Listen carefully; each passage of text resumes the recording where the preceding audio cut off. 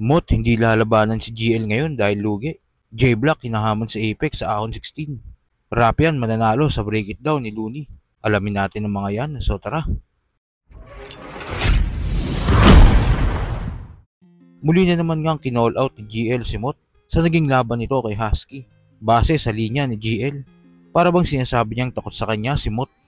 Kasi baliktaran dapat to, pero mukhang di pa ready. Dapat di na yung support, gusto ko yung carry. Pero ayaw pumalag, ako ba yung scary? Oo yung Thomas Pussy, so patay tong Jerry. Pero sa review nga na ginawa ni Poison 13 at Jonas, malabog matakot si Mot kay GL. Pero ang tingin nila, mahirap labanan si GL ngayon dahil masyado daw itong in demand at crowd favorite.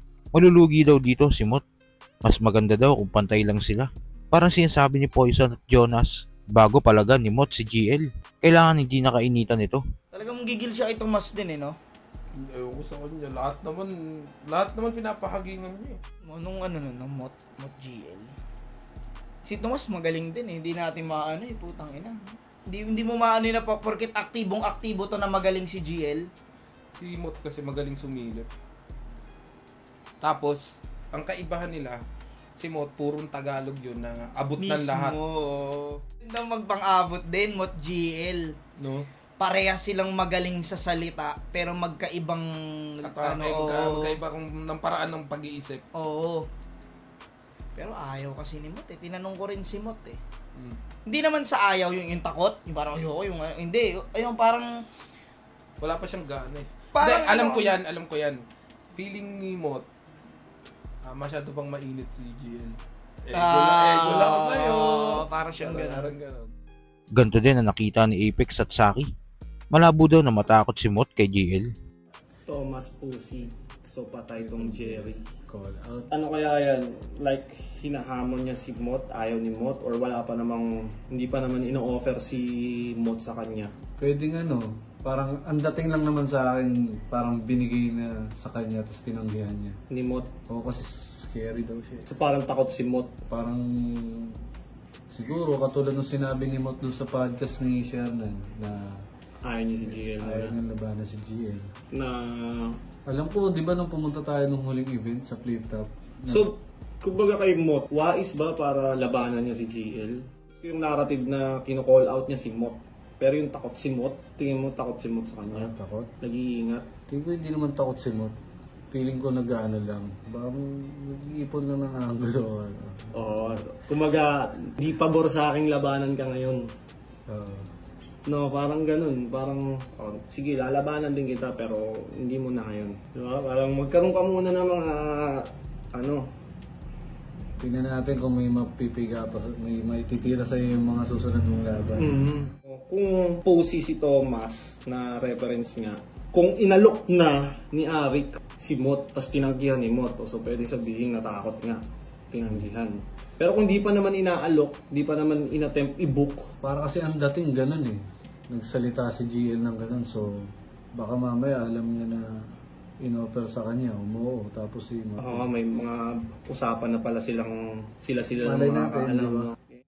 Sa kabilang balita naman, nilabas na nga ni Enigma kung kailan ang Ahon 16 Day 1 at Day 2. Ito nga ay December 13 at 14. Dahil dito ay napapost si J-Block na tila hinahamon niyang muli sa Apex. Ahon 16, December 13, 14, oo, Sabado-Linggo. Ano idol? Kadol tayo minsan. Kung maaalala nyo, kinall out nga ni J-Block sa Apex sa naging laban nito noon kay Pistolero. Pex! Isa kang malaking hangal! Lumaki sa streets ng Valenzuela tapos iyakin pag may sugal? Nang dahil lang sa sugal, yung kredibilidad ng liga nagawa mong itaya? Nung nag-flop pagiging seaman, eto nagbigay sa'yo ng pamingwit at bangka. Sa 3GS kagalit, kay Enigma ka magwawala, sisirain mo yung liga na dahilan kung ba't hindi ka na namamakla. Ano idol? Battle tayo minsan. Panigurado walang susugal sa akin nun. At wala akong mga tropang ganto na magkokontrol ng sitwasyon. Kung saan at kailan Ikaw na bahala magdesisyon. Di ba champion ka sa lahat ng liga? Hindi lang ikaw ang ganon. At sa huling balita, sa labang Rapian vs GL nga, isa sa tumatak na linya ni GL ay yung One Piece reference niya. Talagang hiniyawan ng crowd. Room shaker kumbaga. Dahil nagamit niya ito ng tama. Yung reference sa Straw Hat Pirates. Usapang footwork, dapat Sanji.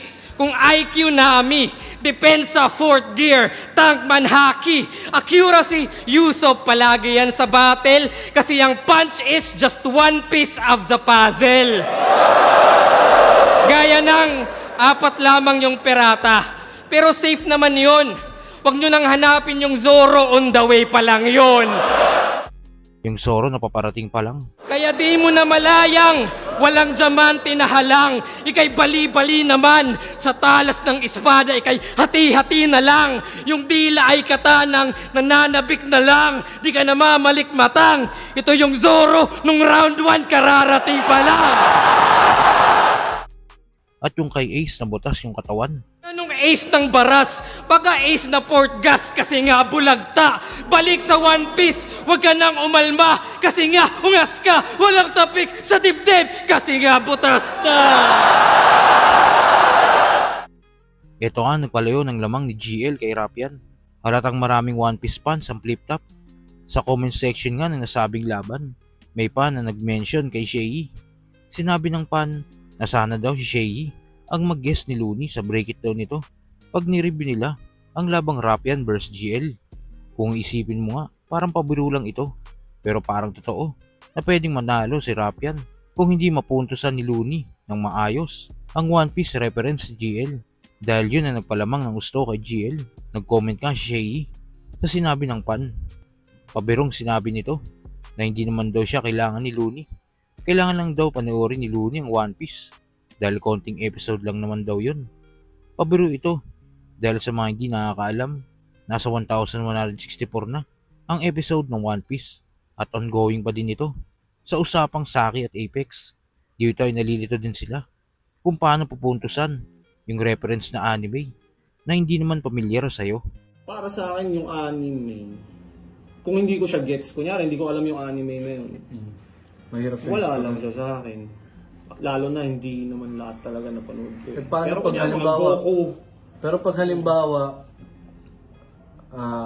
may 4 bars siya, no? Yung naunang 3 bars niya, parang malakas. nailatag niya ng maayos papunta dun sa 4th bar na wala kang magagawa kundi scorean yun. Depende pa rin eh. Parang kung hindi talaga siya malakas sa akin, hindi ko alam kung may scorean ko siya. Ang hirap din talaga niya eh. Kahit ako baka mamaya may mga Greek bars ako na hindi nagigets, di ba? Totoo kasi, kumbaga, di ba nga, may kanya-kanyang preference. Hindi lahat pocket gets mo, gets ko. Hindi gano'n eh. Iba-iba ng, may malakas sa pandinig ko, pwedeng mahina yun sa pandinig mo. Kaya, importante yung mamili ng angulo na halos pang lahatan. So kayo ba mga kuys? Kung sakaling wala yung One Piece reference si GL, tingin nyo pwedeng makuha ni Rapian ng panalo? At sa matchup na MOT vs GL, tingin nyo maganda na ba itong mangyari sa ngayon? O dapat wag muna? Kung naman sa loobin mo, comment mo lang sa baba na mapag-usapan natin yan. So yun lang, God bless.